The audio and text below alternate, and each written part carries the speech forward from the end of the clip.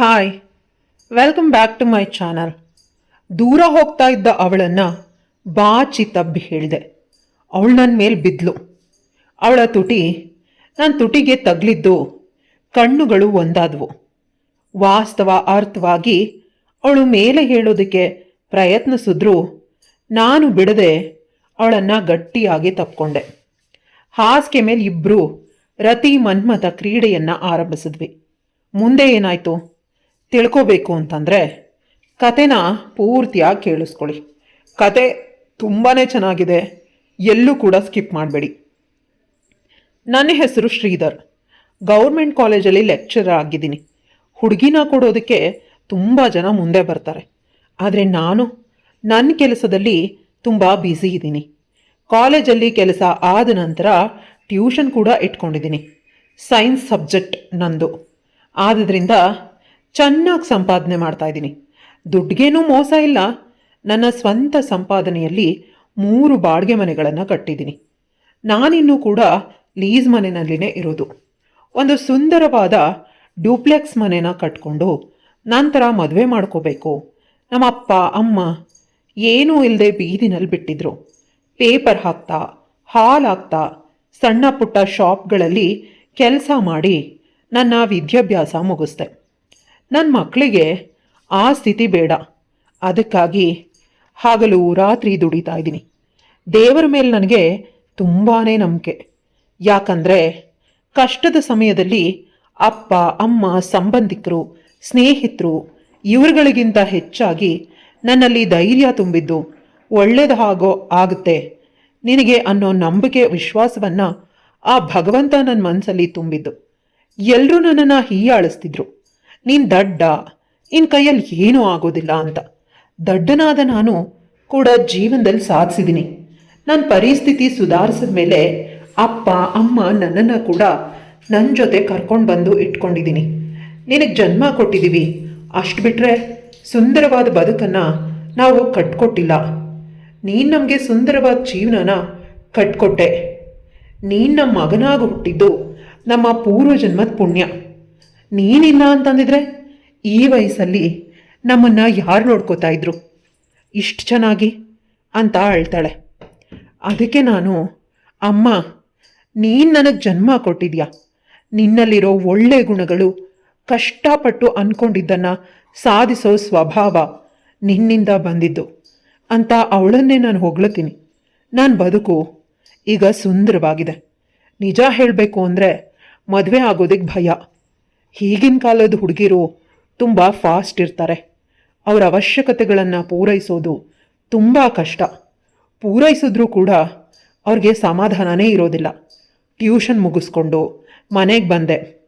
ಮನೆ ಮುಂದೆ ತುಂಬ ಚಪ್ಪಲಿಗಳಿತ್ತು. ಯಾರು ಬಂದಿದ್ದಾರೆ ಇಷ್ಟೊಂದು ರಾತ್ರಿಯಲ್ಲಿ, ಯಾರು ಅಂತ ಕುತೂಹಲದಿಂದ ಒಳಗೆ ಬಂದು ನೋಡಿದ್ರೆ ನನ್ನ ಅಕ್ಕ. ವರ್ಷಗಳೇ ಕಳೆದಿತ್ತು ಅವಳು ನನ್ನ ಮನೆಗೆ ಬಂದು. ಅವ್ರದ್ದು ತುಂಬಿದ ಕುಟುಂಬ. ಅಕ್ಕನ ಜೊತೆ ಭಾವ ಕೂಡ ಬಂದಿದ್ದಾರೆ. ಮದುವೆಯಾದ ಹೊಸದ್ರಲ್ಲಿ ಭಾವ ಬಂದಿದ್ರು ಅಷ್ಟೇ. ಅದನ್ನು ಬಿಟ್ಟರೆ ಇದೇ ಮೊದಲು ಈ ರೀತಿ ಬಿಡುವಿನ ಸಮಯದಲ್ಲಿ ಬಂದಿರೋದು. ಅಕ್ಕನಿಗೆ ಮದುವೆಯಾಗಿ 2 ವರ್ಷ ಆಗಿದೆ. ಭಾವ ತುಂಬ ಒಳ್ಳೆಯವರಂತೆ. ಆದರೆ ಅವ್ರದ್ದು ಜಾಯಿಂಟ್ ಫ್ಯಾಮಿಲಿ ಆಗಿದ್ದರಿಂದ ಎಲ್ಲರ ಜವಾಬ್ದಾರಿ ಇವ್ರ ಮೇಲೇ ಬಿದ್ದಿದೆ. ಹಗಲು ರಾತ್ರಿ ತಮ್ಮ ಜೀವನನ ಅವ್ರಿಗಾಗಿ ಮುಡಿಪಾಗಿಟ್ಟಿದ್ದಾರೆ. ಕೇವಲ ಹೆಂಡತಿಯನ್ನು ಪ್ರೀತಿಯಿಂದ ನೋಡಿಕೊಂಡ್ರೆ ಸಾಲದಂತೆ ಮನೆಯ ಎಲ್ಲರನ್ನೂ ತಮ್ಮ ಮಕ್ಕಳಂತೆ ನೋಡ್ಕೋತಾರೆ ಅಂತ ಅಕ್ಕ ಒಮ್ಮೊಮ್ಮೆ ಫೋನ್ ಮಾಡಿ ಹೇಳ್ತಿದ್ಲು. ಈಗಿನ ಕಾಲದಲ್ಲೂ ಇಷ್ಟು ಒಳ್ಳೆ ಮನುಷ್ಯರು ಅಂತ ಆಶ್ಚರ್ಯ ಆಗ್ತಿತ್ತು. ಅಕ್ಕ ಓಡ್ ಬಂದು ನನ್ನ ಕೈ ಹಿಡ್ಕೊಂಡ್ಲು. ನನಗೂ ಕೂಡ ಅವಳನ್ನು ನೋಡಿ ತುಂಬಾ ಖುಷಿಯಾಯಿತು. ಭಾವ ಕೂಡ ತುಂಬ ಪ್ರೀತಿಯಿಂದ ನನ್ನನ್ನು ಮಾತಾಡ್ಸಿದ್ರು. ನನ್ನ ಬದುಕಲ್ಲಿ ಇವರಿಬ್ಬರು ಇದ್ದಾರೆ ಅನ್ನೋದು ನೆನಪಾಯಿತು. ನಾನು ನನ್ನ ಕೆಲಸದಲ್ಲಿ ವ್ಯಸ್ತ್ಯವಾಗಿರೋದ್ರಿಂದ ಎಲ್ಲರನ್ನ ಮರೆತು ಬಿಟ್ಟಿರ್ತಿದ್ದೆ. ಅಮ್ಮ ಹಬ್ಬದ ಅಡುಗೆ ಮಾಡಿದ್ಲು. ಎಲ್ಲರೂ ಒಟ್ಟಿಗೆ ಕೂತ್ಕೊಂಡು ಊಟ ಮಾಡಿದ್ವಿ. ನೋಡೋದಕ್ಕೆ ಆಗ್ತಾ ಇರಲಿಲ್ಲ ಅಮ್ಮನ ಮುಖಾನ. ಆದರೆ ಅಮ್ಮ ತುಂಬ ಡಲ್ಲಾಗಿದ್ಲು. ಅರ್ಥ ಆಯಿತು ಯಾವುದೋ ವಿಷಯ ಅಮ್ಮಂಗೆ ಇಷ್ಟ ಆಗ್ತಿಲ್ಲ ಅಂತ. ಊಟವಾದ ನಂತರ ಅಕ್ಕ ಎಲ್ರೂ ಒಟ್ಟಿಗೆ ಕೂರಿಸ್ಕೊಂಡು ಕೇಳಿದ್ಲು, ನನ್ನ ನಾದ್ನಿನ ಶ್ರೀಧರ್ಗೆ ಮದುವೆ ಮಾಡೋಣ ಅಂತ. ಒಂದು ಕ್ಷಣ ಎಲ್ಲರೂ ಸೈಲೆಂಟ್ ಆದರು. ನಾನು ಆಶ್ಚರ್ಯದಿಂದ ಅಕ್ಕನ ಕಡೆ ನೋಡಿದೆ. ಹೌದು ಕಣೋ, ನಮ್ಮ ಅತ್ತೆ ಸತ್ತು ಹೋಗಿ ವರ್ಷ ತುಂಬಿಲ್ಲ. ಅಷ್ಟರಲ್ಲಿ ಹೆಣ್ಣು ಮಗುಗೆ ಮದುವೆ ಮಾಡಬೇಕಂತೆ. ತುಂಬ ಕಡೆ ಹುಡುಕಿದ್ರೂ ಅವಳು ಒಪ್ಪಲಿಲ್ಲ. ಪ್ಲೀಸ್, ನೀನು ಒಳ್ಳೆ ಕೆಲಸದಲ್ಲಿದೆಯಾ, ನಿನ್ನನ್ನು ಅವಳು ಒಪ್ತಾಳೆ. ನೀನು ಒಪ್ಪಿದ್ರೆ ನಾನು ಅವಳನ್ನು ಒಪ್ಪಿಸ್ತೀನಿ ಅಂತ ಅಂದ್ಲು. ಏನೋ ಮಾತಾಡೋದಕ್ಕೆ ಬಾಯಿ ತೆರೆದೆ. ನಂಗೆ ಏನು ಹೇಳಬೇಕು ಅಂತ ಅರ್ಥನೇ ಆಗ್ತಿರ್ಲಿಲ್ಲ. ಅಷ್ಟರಲ್ಲಿ ಭಾವ ಬಂದು ನನ್ನ ಕೈನ ಹಿಡ್ಕೊಂಡು ಭಿಕ್ಷೆ ಬೇಡೋ ರೀತಿ ಕೇಳಿದ್ರು. ಪ್ಲೀಸ್, ನನ್ನ ತಂಗಿನ ಮದುವೆ ಆಗು. ನೀನು ಅವಳನ್ನು ತುಂಬ ಚೆನ್ನಾಗಿ ನೋಡ್ಕೋತೀಯ. ಈಗಿನ ಕಾಲದ ಹುಡುಗರು ತುಂಬ ರಫ್ ಇರ್ತಾರೆ, ಆದರೆ ನೀನು ತುಂಬ ಸಭ್ಯ. ಅವಳನ್ನು ಚೆನ್ನಾಗಿ ನೋಡ್ಕೋತೀಯ. ಬೇಕಾದರೆ ನನ್ನ ಹೆಸರಲ್ಲಿರೋ ಎಲ್ಲ ಆಸ್ತಿನೂ ನಿನ್ನ ಹೆಸ್ರಿಗೆ ಬರಿತೀನಿ. ನೀನು ಹೇಳ್ದ ಕೇಳ್ತೀನಿ. ಈ ಮದುವೆಗೆ ಒಪ್ಕೋ ಅಂತ ತುಂಬ ಎಮೋಷ್ನಲ್ ಆದರು. ಅವ್ರ ಕಣ್ಣುಗಳು ತುಂಬಿದ್ವು. ಕಣ್ಣೀರಿಂದ ಆ ಕ್ಷಣದಲ್ಲಿ ಇಲ್ಲ ಅಂತ ಅನ್ನೋದಕ್ಕೆ ಸಾಧ್ಯವಾಗದೆ ಒಪ್ಕೊಂಡೆ. ಅಪ್ಪ ಅಮ್ಮ ಕೂಡ ಸಮಾಧಾನದಿಂದನೇ ಇದ್ದರು. ಅವ್ರಿಗೆ ಭಯ ಆಗ್ತಿತ್ತಂತೆ, ನಾನೆಲ್ಲಿ ಮದುವೆ ಆಗೋದಿಲ್ಲ ಅಂತ ಹೇಳ್ಬಿಡ್ತೀನಿ ಅಂತ. ಆನಂತರ ಅಕ್ಕನ ಜೀವನದ ಮೇಲೆ ಅದು ಪ್ರಭಾವ ಬೀರ್ತಿತ್ತು. ಈ ರೀತಿ ಆಲೋಚನೆಯಿಂದ ಅಮ್ಮ ಡಲ್ಲಾಗಿದ್ಲು. ಕಣ್ಮುಚ್ಚಿ ತೆಗೆಯೋದ್ರೊಳಗಡೆ ನನ್ನ ಮದುವೆ ಆಯಿತು. ಹುಡುಗಿ ತುಂಬ ಸುಂದರವಾಗಿದ್ಲು, ಕೈ ತೊಳೆದು ಮುಟ್ಟಬೇಕು ಆ ರೀತಿ ಇದ್ಲು. ಆದರೆ ವಯಸ್ಸಲ್ಲಿ ತುಂಬ ಅಜಗಜಾಂತರ. 7-8 ವರ್ಷದ ವ್ಯತ್ಯಾಸ ಇತ್ತು. ಮದುವೆಯಾದ ಮೊದಲ ರಾತ್ರಿ ಅವಳ ಸ್ಪರ್ಶಕ್ಕೆ, ಅವಳ ಜೊತೆ ಆಲಿಂಗನಕ್ಕೆ, ಎಲ್ಲಕ್ಕಿಂತ ಹೆಚ್ಚಾಗಿ ನಮ್ಮಿಬ್ಬರ ಮಿಲನಕ್ಕಾಗಿ ಕಾಯ್ತಿದ್ದೆ. ಮೊದಲು ಮದುವೆ ಬೇಡ ಅಂತ ಅನ್ನಿಸ್ತಿತ್ತು, ಆದರೆ ಈಗ ಅವಳನ್ನು ಆದಷ್ಟು ಬೇಗ ಮಾನಸಿಕವಾಗಿ ಮತ್ತು ದೈಹಿಕವಾಗಿ ನನ್ನವಳನ್ನಾಗಿ ಮಾಡ್ಕೋಬೇಕು. ಅವಳನ್ನು ತುಂಬ ಪ್ರೀತಿಸ್ಬೇಕು. ಅವಳಿಗಿಷ್ಟ ಆಗೋ ರೀತಿ ನಡ್ಕೋಬೇಕು. ನನ್ನ ಪ್ರಪಂಚ, ನನ್ನ ಸರ್ವಸ್ವ ಅವಳೇ ಅನ್ನೋ ಆಲೋಚನೆ ನಂಗೆ ತಿಳಿದೇ ಬರ್ತಿತ್ತು. ಕನಸುಗಳನ್ನು ಕಾಣ್ತಾ ಅವಳಿಗಾಗಿ ಮಂಚದ ಮೇಲೆ ಕಾಯ್ತಾ ಕೂತೆ. ಒಳಗೆ ಬಂದವಳೆ ಬಾಗ್ಲನ್ನು ಗಟ್ಟಿಯಾಗಿ ಹಾಕಿದ್ಲು. ನಾನದನ್ನು ಪಕ್ಕಕ್ಕಿಟ್ಟು ಅವಳ ಕೈನ ಹಿಡ್ಕೊಂಡೆ. ಅವಳು ಪಟ್ಟಂತ ತನ್ನ ಕೈನ ಹಿಂದೆ ಎಳ್ಕೊಂಡ್ಳು. ಆಶ್ಚರ್ಯವಾಗಿ ಅವಳನ್ನೇ ನೋಡಿದೆ. ಅವಳ ಕಣ್ಣುಗಳಲ್ಲಿ ಭಯ ಇತ್ತು. ಏನಾಯಿತು ಅಂತ ಪ್ರಶ್ನಿಸ್ದೆ. ನಾನು ಡಿಗ್ರಿ ಓದ್ತಾ ಇದ್ದೀನಿ, ಅದು ಕಂಪ್ಲೀಟ್ ಆದಮೇಲೆ ಇದೆಲ್ಲ. ಇಷ್ಟು ಬೇಗ ಬೇಡ, ನಂಗೆ ಮದುವೆ ತುಂಬ ಬೇಗ ಮಾಡಿದ್ರು. ಎಲ್ಲ ಕನಸಿನಂತೆ ಇದೆ. ಸ್ವಲ್ಪ ದಿನಗಳು ಸಮಯ ಬೇಕು ನಿಮ್ಮನ್ನು ಸ್ವೀಕರಿಸೋದಕ್ಕೆ. ನೀವೀಗ ನನಗೆ ಅಪರಿಚಿತರು ಅಂತ ಹೇಳಿ ಈ ಕಡೆ ಬೆನ್ನು ಹಾಕಿ ಮಲ್ಕೊಂಡ್ಳು. ಇನ್ನೂ ಕೂಡ ದುಃಖ ಜಾಸ್ತಿ ಆಯಿತು. ನಾನು ಅಪರಿಚಿತ ಇರ್ಬೋದು, ಆದರೆ ನಿನ್ನನ್ನು ಆರಾಧಿಸ್ತೀನಿ ಅಂತ ಹೇಳಬೇಕು ಅಂತ ಅಂದ್ಕೊಂಡೆ. ಆದರೆ ಏನೂ ಹೇಳದೆ ಸುಮ್ಮನಾದೆ. ದಿನಗಳು ಕಳೆದಂತೆ ಅವಳು ನನ್ನಿಂದ ದೂರ ಆಗ್ತಾನೇ ಇದ್ಲು. ಮಾತಾಡೋದಕ್ಕೆ ಪ್ರಯತ್ನಿಸಿದ್ರೂ ಕೂಡ ಅವಳು ಮಾತಾಡ್ತಾ ಇರಲಿಲ್ಲ. ಅವಳು ಪ್ರಪಂಚದಲ್ಲೇ ಇರ್ತಿದ್ಲು. ಸ್ವಲ್ಪ ದಿನದ ನಂತರ ಬದುಕನ್ನು ಹಿಡ್ಕೊಂಡು ಓದ್ತಿರ್ತಿದ್ಲು. ಕಾಲೇಜಿಗೆ ಹೋಗಬೇಕು ಅಂತ ಅಮ್ಮನ ಬಳಿ ಪರ್ಮಿಷನ್ ಕೇಳಿದಾಗ, ಅಮ್ಮ ನಿನ್ನ ಗಂಡ ಹೇಗೆ ಹೇಳ್ತಾನೆ ಹಾಗೆ ಕೇಳು ಅಂತ ಹೇಳಿದಾಗ ಅವಳು ನನ್ನ ಬಳಿ ಬಂದು ನಿಧಾನವಾಗಿ ಕೇಳಿದ್ಲು. ಅವಳನ್ನು ನೋಡಬೇಕಾದ್ರೆ ತಲೆ ಬಗ್ಗಿಸಿರ್ತಾಳೆ. ಆದಷ್ಟು ಅವಳು ಕೇಳಿದ ಮೇಲೆ ಇಲ್ಲ ಅಂತ ಹೇಳೋದಕ್ಕೆ ಸಾಧ್ಯವಾಗದೆ ಒಪ್ಕೊಂಡೆ. ಮನಸ್ಸಲ್ಲಿ ಸ್ವಲ್ಪ ಭಯ ಇತ್ತು. ಇಷ್ಟೊಂದು ಸುಂದರವಾಗಿದ್ದಾಳೆ, ಕಾಲೇಜಿಗೆ ಹೋದರೆ ಯಾರ ಜೊತೆನಾದರೂ ಪ್ರೀತಿನಲ್ಲಿ ಬಿದ್ದರೆ? ಆಗ ಮನಸ್ಸು ನನಗೆ ಹೇಳಿದ್ದು, ಬೇರೆಯವ್ರ ಜೊತೆ ಪ್ರೀತಿನಲ್ಲಿ ಬೀಳೋದಕ್ಕಿಂತ ಮುಂಚೆ ನೀನೇ ಅವಳನ್ನು ಪ್ರೀತಿನಲ್ಲಿ ಬೀಳಿಸ್ಕೊ ಅಂತ. ಇಂದಿನಿಂದ ನನ್ನ ಕೆಲಸ ಜಾಸ್ತಿ ಆಯಿತು. ಪ್ರತಿ ಕ್ಷಣ ಅವಳನ್ನು ಹೇಗೆ ಖುಷಿಯಾಗಿಟ್ಕೋಬೇಕು, ಅವಳಿಗಿಷ್ಟವಾದ ಕೆಲಸ ಏನು ಮಾಡಬೇಕು ಎಲ್ಲನೂ ಮಾಡ್ತಿದ್ದೆ.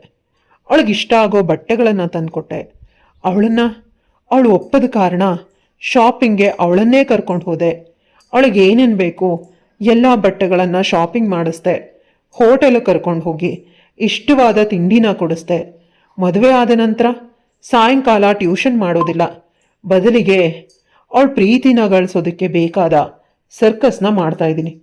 ಆದರೆ ನನ್ನ ಕಡೆ ಕೂಡ ತಿರುಗಿ ನೋಡ್ತಾ ಇಲ್ಲ. ದುಃಖ ಆಗ್ತಿತ್ತು. ಅವಳು ಹುಟ್ಟು ಹಬ್ಬ ಇತ್ತು. ತುಂಬ ಗ್ರ್ಯಾಂಡಾಗಿ ಹೋಟೆಲ್ನಲ್ಲಿ ಅರೇಂಜ್ ಮಾಡಿದೆ. ಸಂಬಂಧಿಕರನ್ನೆಲ್ಲ ಕರೆದಿದ್ದೆ. ಅಕ್ಕ, ಭಾವ ಎಲ್ಲರೂ, ಅವ್ರ ಮನೆಯವರು, ನನ್ನ ಆಪ್ತರು ಬಂದಿದ್ರು. ಅವಳು ಮತ್ತು ನಾನು ಟ್ವಿನ್ನಿಂಗ್ ಬಟ್ಟೆಗಳನ್ನು ಹಾಕ್ಕೊಂಡಿದ್ವಿ. ಅವಳು ನೆಟ್ಟೆಡ್ ಗೌನ್ ಹಾಕಿದ್ಲು, ಬ್ಲ್ಯಾಕ್ ಕಲರ್. ನೋಡೋದಕ್ಕೆ ಇನ್ನೂ ಸುಂದರವಾಗಿ ಕಾಣಿಸ್ತಿದ್ಲು. ಯಾವುದೋ ರಾಜಮನೆತನದ ರಾಜ್ಕುಮಾರಿ ರೀತಿ ಇದ್ಲು. ಇದೆಲ್ಲ ಸರ್ಪ್ರೈಸ್ ಪಾರ್ಟಿ. ಅಕ್ಕನಿಗೆ ಕೇಳಿ ಅವಳು ಇಷ್ಟಪಡೋ ಕಲರ್ ಬಟ್ಟೆ, ಕೇಕ್, ಅರೇಂಜ್ಮೆಂಟ್ಸ್ ಪ್ರತಿಯೊಂದು ಕೇಳಿ ತಿಳ್ಕೊಂಡು ಸೆಟ್ ಮಾಡಿದೆ. ಅವಳು ತುಂಬಾ ಖುಷಿಪಟ್ಲು. ಬಂದಿದ್ದವರೆಲ್ಲ ನನ್ನ ಹೆಂಡತಿ ತುಂಬ ಅದೃಷ್ಟವಂತಳು, ಇಷ್ಟೊಂದು ಪ್ರೀತಿಸೋ ಗಂಡನನ್ನು ಪಡೆದಿದ್ದಾಳೆ ಅಂತ ಅಂದರು. ಇಷ್ಟು ಖುಷಿಯಾಗಿದ್ದಾಳೆ, ಕೊನೆ ಪಕ್ಷ ಇಂದು ನನಗೆ ಒಂದು ಮುತ್ತಾದರೂ ಕೊಡ್ತಾಳೆ ಅಂತ ಕನಸು ಕಾಣ್ತಾ ಇದ್ದೆ. ಅಷ್ಟರಲ್ಲಿ ಇನ್ನೇನು ಫಂಕ್ಷನ್ ಮುಗಿಬೇಕು, ನಾವು ಮನೆಗೆ ಹೊರಡಬೇಕು. ದುಬಾರಿಯಾದ ಕಾರಣದಿಂದ ಒಬ್ಬ ಸುಂದರವಾದ ಹುಡುಗ ಕೆಳಗೆ ಹೇಳ್ದ. ಇವಳು ಅವನನ್ನು ನೋಡಿದ ತಕ್ಷಣ ಅವನ ಬಳಿ ಓಡ್ ಹೋಗಿ ಗಟ್ಟಿಯಾಗಿ ತಪ್ಕೊಂಡ್ಳು. ಒಂದು ಕ್ಷಣಕ್ಕೆ ನನ್ನ ಹೃದಯ ನುಚ್ಚು ನೂರಾಯಿತು. ಅಲ್ಲಿದ್ದವರೆಲ್ಲ ಆ ದೃಶ್ಯವನ್ನೇ ಆಶ್ಚರ್ಯವಾಗಿ ನೋಡ್ತಿದ್ರು. ಆಗ ನನ್ನ ಭಾವ ನಿಧಾನವಾಗಿ ನನಗೆ ಹೇಳಿದ್ರು, ಅವನು ಅವಳ ಬಾಲ್ಯದ ಗೆಳೆಯ. ಅವರಿಬ್ಬರು ತುಂಬಾ ಕ್ಲೋಸ್ ಫ್ರೆಂಡ್ಸ್ ಅಷ್ಟೇ, ಮತ್ತಿನ್ನೇನೂ ಇಲ್ಲ. ಅವ್ರ ಮಾತು ನನಗೆ ನಂಬೋದಕ್ಕೆ ಸಾಧ್ಯವಾಗಲಿಲ್ಲ. ಅಷ್ಟು ಕ್ಲೋಸ್ ಇದ್ದ ಮೇಲೆ ಅವರಿಬ್ಬರಿಗೆ ಮದುವೆ ಮಾಡಬೇಕಿತ್ತಲ್ವಾ ಅಂತ ಭಾವನ ಬಳಿ ತುಂಬ ಖಾರವಾಗಿ ಹೇಳಿದೆ. ನಂತರ ಕಾರಿನಿಂದ ಇನ್ನೊಬ್ಬರು ಇಳಿದ್ರು. ಆಗ ಭಾವ ಹೇಳ್ತಾರೆ, ಅವಳು ಅವನ ಹೆಂಡತಿ, ಅವನಿಗೆ ಮದುವೆ ಆಗಿದೆ. ಈ ಮೂವರು ಬಾಲ್ಯದ ಗೆಳೆಯ ಗೆಳತಿಯರು, ನೀವು ಕೆಟ್ಟದಾಗಿ ತಿಳ್ಕೋಬೇಡಿ ಅಂತ ಸಮಾಧಾನ ಮಾಡಿದ್ರು. ಅವನಿಗೆ ಮದುವೆ ಆಗಿರೋ ವಿಷಯ ತಿಳಿದು ಸ್ವಲ್ಪ ಸಮಾಧಾನ ಆದರೂ ಪೂರ್ತಿಯಾಗಿ ಸಮಾಧಾನ ಆಗಲಿಲ್ಲ. ಅವನ ಜೊತೆ ಎಷ್ಟು ಖುಷಿಯಾಗಿದ್ದಾಳೆ. ಅವನ ಕೆನ್ನೆ ಮುಡ್ತಾಳೆ, ಕೈ ಮುಡ್ತಾಳೆ, ಅಷ್ಟು ಫ್ರೀಯಾಗಿ. ಒಂದು ಕ್ಷಣ ಕೂಡ ನನ್ನ ಜೊತೆ ಇಲ್ಲ. ತುಂಬ ಬೇಸರವಾಯಿತು. ಪಾರ್ಟಿಯಲ್ಲಿ ಜಗಳ ಮಾಡಿದ್ರೆ ಬಂದ ಜನರೆದುರಿಗೆ ಅವಮಾನ ಆಗತ್ತೆ ಅಂತ ನನ್ನನ್ನು ನಾನು ತುಂಬ ಸಹಿಸ್ಕೊಂಡೆ. ನಾಚಿಕೆ ಇಲ್ಲದೆ ಅವಳವನನ್ನು ನನ್ನ ಬಳಿ ಕರ್ಕೊಂಡು ಬಂದು ನನಗೆ ಪರಿಚಯನೂ ಮಾಡಿಸ್ಕೊಟ್ಲು. ಇವನು ನನ್ನ ಬೆಸ್ಟ್ ಫ್ರೆಂಡ್ ಅಂತ. ಅವಳು ನನ್ನ ಬೆಸ್ಟ್ ಫ್ರೆಂಡ್, ಅವರಿಬ್ಬರು ಮದುವೆ ಆಗಿದ್ದಾರೆ ಅಂತ ಹೇಳಿದಾಗ ನಾನು ಕ್ಯಾಶುವಲಾಗಿ ಸ್ಮೈಲ್ ಮಾಡಿದೆ. ತುಂಬ ಹೊತ್ತು ಅಲ್ಲಿರೋದಕ್ಕೆ ಸಾಧ್ಯ ಆಗದೆ ನಾನು ಮನೆಗೆ ಬಂದುಬಿಟ್ಟೆ. ನಾನು ರೂಮಲ್ಲಿ ಮಲಗಿದೆ. ಪಾರ್ಟಿಯಲ್ಲಿ ಏನಾಯಿತು ನನಗೆ ತಿಳಿಲಿಲ್ಲ. ಪೇಮೆಂಟ್ಸ್ ಎಲ್ಲ ಮೊದಲೇ ಮಾಡಿದ್ರಿಂದ ಎಲ್ಲರೂ ಇಷ್ಟೊತ್ತಿಗೆ ಮನೆಗೆ ಬಂದರು. ನನಗೆ ತಿಳಿದೇ ಇಲ್ಲ. ಮಧ್ಯರಾತ್ರಿ ಎಚ್ಚರ ಆಯಿತು. ಪಕ್ಕದಲ್ಲಿ ಅವಳು ಇದ್ಲು. ಎಂದಿಗಿಂತ ಸ್ವಲ್ಪ ಹತ್ತಿರದಲ್ಲೇ ಇದ್ಲು. ಮೊದಲು ಖುಷಿಯಾದರೂ ಅವಳ ಗೆಳೆಯನ ಜೊತೆ ಅಷ್ಟು ಕ್ಲೋಸ್ ಆಗಿದ್ದನ್ನು ನೆನಪಿಸ್ಕೊಂಡು ನನ್ನಲ್ಲಿದ್ದ ಪೊಸೆಸಿವ್ನೆಸ್ ಇನ್ನೂ ಜಾಸ್ತಿ ಆಯಿತು. ಅವಳನ್ನು ಗಟ್ಟಿಯಾಗಿ ತಪ್ಕೊಂಡು ಅವಳ ಕೆನ್ನೆಗೆ ಮುತ್ತು ಕೊಟ್ಟು ಮಲಗಿದೆ. ಅವಳ ಮೈ ಬಿಸಿ ನನಗೆ ತಾಕ್ತು. ಅವಳು ಒಳ ಉಸಿರು ನನ್ನ ಮುಖದ ಮೇಲೆ ಬೀಳ್ತಿತ್ತು. ನಿಧಾನವಾಗಿ ಹೋದೆ. ತಕ್ಷಣ ಅವಳು ಎಚ್ಚರ ಆದ್ಲು. ನನ್ನನ್ನು ದೂರ ತಳ್ಳೋದಕ್ಕೆ ಪ್ರಯತ್ನಿಸಿದ್ಲು. ಆದರೆ ನಾನು ಅವಳನ್ನು ಇನ್ನೂ ಗಟ್ಟಿಯಾಗಿ ತಪ್ಕೊಂಡೆ. ನಂತರ ನನ್ನಿಂದ ಬಿಡಿಸ್ಕೊಂಡು ಹೊರಗೆ ಹೋಗೋದಕ್ಕೆ ಪ್ರಯತ್ನಿಸುತ್ತಿದ್ಲು. ಅವಳನ್ನು ಬಲವಂತವಾಗಿ ಜೋರಾಗಿ ನನ್ನ ಮೇಲೆ ಎಳೆದೆ. ಅವಳು ನನ್ನ ಮೇಲೆ ಬಿದ್ಲು. ತಾಕ್ತು. ಕಣ್ಣುಗಳು ಒಂದಾದವು. ವಾಸ್ತವ ಅರ್ಥವಾಗಿ ನನ್ನಿಂದ ದೂರ ಹೋಗೋದಕ್ಕೆ ಪ್ರಯತ್ನಿಸ್ತಾ ಇದ್ಲು. ಆದರೆ ನಾನು ನನ್ನ ಎರಡೂ ಕೈಗಳಿಂದ ಅವಳನ್ನು ಇನ್ನೂ ಗಟ್ಟಿಯಾಗಿ ತಪ್ಕೊಂಡೆ. ನಿರಂತರವಾಗಿ ಮುತ್ತನ್ನು ಕೊಡೋದಕ್ಕೆ ಪ್ರಾರಂಭಿಸಿದೆ. ಮೊದಲು ಅವಳು ಕೊಸರ್ಕೊಂಡ್ಲು. ಆ ಮುತ್ತಿನ ಬಿಸಿಗೆ ಅವಳು ಶರಣಾಗಿ ಸಹಕರಿಸಿದ್ಲು. ಅವಳು ಮುತ್ತಿಗೆ ನನ್ನ ಜೊತೆ ಸಹಕರಿಸ್ತಾ ಇದ್ದ ತಕ್ಷಣ ನನ್ನ ಪ್ರೀತಿಗಳು ಒಪ್ಕೊಂಡಿದ್ದಾಳೆ ಅಂತ ಅನಿಸಿ ಇನ್ನೂ ಮುಂದುವರೆದೆ. ಅವಳ ಬಟ್ಟೆಗಳನ್ನು ಕಿತ್ತು ಬಿಸಾಕಿ ನಾನು ಕೂಡ ಕ್ಷಣ ಮಾತ್ರದಲ್ಲಿ ಎಷ್ಟೋ ತಿಂಗಳುಗಳಿಂದ ಇದ್ದ ಹಸಿವು ಇಂದು ತುಂಬಿತ್ತು. ಅವಳನ್ನು ಸಂಪೂರ್ಣವಾಗಿ ಆವರಿಸ್ಕೊಂಡು ನನ್ನವಳನ್ನಾಗಿ ಮಾಡಿಕೊಂಡೆ. ಈ ಕ್ಷಣ ಬದುಕಲ್ಲಿ ನಾನು ಎಲ್ಲವನ್ನ ಪಡ್ಕೊಂಡೆ ಅನ್ನೋ ತೃಪ್ತಿ ಬಂದ ಸಮಯವಾಗಿತ್ತು. ಅವಳು ನನ್ನ ಸರ್ವಸ್ವ ಆಗಿದ್ಲು. ಬೆಳಗ್ಗೆ ಎಚ್ಚರ ಆಗಿದ್ದಾಗ ಆ ನಿದ್ರೆಯಲ್ಲೂ ಕೂಡ ಅವಳು ತುಂಬ ಸುಂದರವಾಗಿ ಕಾಣಿಸ್ತಿದ್ಲು. ಮೇಲೆಳೋದಕ್ಕೆ ಪ್ರಯತ್ನಿಸ್ದೆ. ಆಗ ತಿಳಿತು ನನ್ನ ಮೈ ಮೇಲೆ ಬಟ್ಟೆ ಇಲ್ಲ, ಅವಳ ಮೈ ಮೇಲೂ ಕೂಡ ಬಟ್ಟೆಗಳು ಇರಲಿಲ್ಲ. ನನ್ನನ್ನು ನೋಡಿ ಮೊದಲು ಅವಳು ಸ್ವಲ್ಪ ಶಾಕ್ ಆದರು. ನಂತರ ಗಟ್ಟಿಯಾಗಿ ತಕ್ಕೊಂಡು ನನ್ನ ಕೆನ್ನೆಗೆ ಮುತ್ಕೊಟ್ಲು. ನಾನು ಅಂದ್ಕೊಂಡಿದ್ದೆ ಈಗ ದೊಡ್ಡ ಜಗಳ ಆಗತ್ತೆ ಅವಳು ಎದ್ರೆ ಅಂತ. ಆದರೆ ಅವಳು ಚಿಕ್ಕ ಮಕ್ಕಳಂತೆ ನನ್ನನ್ನು ಗಟ್ಟಿಯಾಗಿ ಹಿಡ್ಕೊಂಡು ಮಲಗಿದ್ಲು. ನಾನು ಕೂಡ ಅವಳ ಹಣೆ ಮೇಲೆ ಮುತ್ಕೊಟ್ಟೆ. ಆ ಕ್ಷಣ ತುಂಬ ಸುಂದರವಾಗಿತ್ತು. ನಂತರ ಇಷ್ಟು ದಿನ ಯಾಕೆ ಸತಾಯಿಸ್ದೆ, ನನ್ನಿಂದ ಯಾಕೆ ದೂರ ಇದ್ದೆ ಅಂತ ಪ್ರೀತಿಯಿಂದ ಹೇಳಿದೆ. ಆಗ ಅವಳು ನನ್ನ ಬೆಸ್ಟ್ ಫ್ರೆಂಡ್ಸ್ ನಿನ್ನನ್ನು ನೋಡಿ ಓಕೆ ಮಾಡಿರಲಿಲ್ಲ, ಅದಕ್ಕೆ ಅವರಿಬ್ಬರು ಆಸ್ಟ್ರೇಲಿಯಾದಲ್ಲಿರೋದು, ಮದುವೆಗೆ ಬರೋದಕ್ಕೆ ಸಾಧ್ಯನೇ ಆಗಲಿಲ್ಲ. ಮದುವೆ ತುಂಬ ಅರ್ಜೆಂಟಾಗಿ ಆಗಿದ್ದರಿಂದ ನಿನ್ನೆ ನಿಮ್ಮನ್ನು ನೋಡಿ ಅವರಿಬ್ಬರು ತುಂಬ ಇಂಪ್ರೆಸ್ ಆದರು. ಅವರಿಬ್ಬರು ಒಪ್ಪಿಲ್ಲ ಅಂತಂದಿದ್ರೆ ನನ್ನನ್ನು ಬಿಟ್ಬಿಡ್ತಿದ್ದ ಅಂತ ಕೇಳಿದೆ. ಇಲ್ಲ, ನನಗೂ ಕೂಡ ನೀವು ಅಂದರೆ ತುಂಬ ಇಷ್ಟ. ಅವರಿಬ್ಬರನ್ನ ಕನ್ವಿನ್ಸ್ ಮಾಡ್ತಿದ್ದೆ. ನಾನು ಮದುವೆ ಆದಾಗ ನೀವು ನನಗೆ ಅಪರಿಚಿತರು, ಆದರೆ ನಾನು ಕೊಡ್ತಾ ಇದ್ದಿದ್ದ ಕಾಟಗಳನ್ನು ತುಂಬ ತಡ್ಕೊಂಡಿದ್ದೀರಾ. ಅಂದರೆ ಜೀವನ ಪರ್ಯಂತ ನಾನು ಕೊಡೋ ಕಷ್ಟಗಳನ್ನು ಕಾಟಗಳನ್ನು ತಡ್ಕೋತೀರಾ ಅಂತ ನಂಗೆ ಅರ್ಥ ಆಯಿತು. ನಿಮಗಿಂತ ಒಳ್ಳೆ ಹುಡುಗ ನಂಗೆ ಸಿಗೋದಕ್ಕೆ ಸಾಧ್ಯನೇ ಇಲ್ಲ. ನಾನು ಇನ್ನೇನೋ ಹೇಳೋದಕ್ಕೆ ಬಾಯಿ ತೆಗೆದೆ. ಅಷ್ಟರಲ್ಲವಳು ಅವಳ ಕೈಯಿಂದ ನನ್ನ ಬಾಯನ್ನು ಮುಚ್ಚಿ ನನ್ನನ್ನು ಗಟ್ಟಿಯಾಗಿ ಅಪ್ಕೊಂಡ್ಳು. ಆ ಸಮಯದಲ್ಲಿ ನನ್ನ ಮಾತುಕತೆಗಳು ಬೇಕಾ ಅಂತ ಹೇಳಿದ್ಲು. ನನಗೂ ಅರ್ಥ ಆಯಿತು. ಅವಳನ್ನು ನಾನು ಬಲಿಷ್ಠವಾದ ಭಾವಗಳಿಂದ ಬಂಧಿಸ್ದೆ.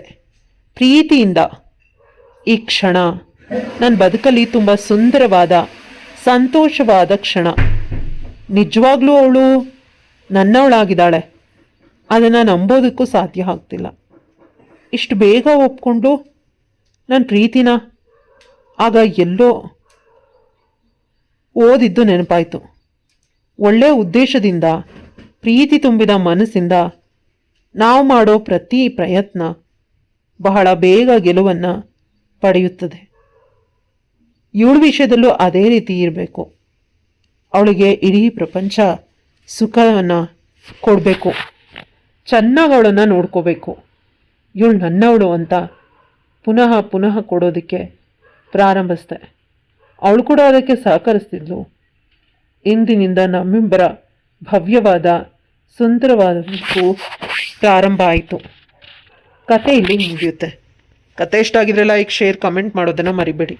ಇಂತಹ ಇನ್ನಷ್ಟು ಇಂಟ್ರೆಸ್ಟಿಂಗ್ ಕತೆಗಳಿಗಾಗಿ ನನ್ನ ಚಾನಲ್ನ ಸಬ್ಸ್ಕ್ರೈಬ್ ಮಾಡ್ಕೊಳ್ಳಿ.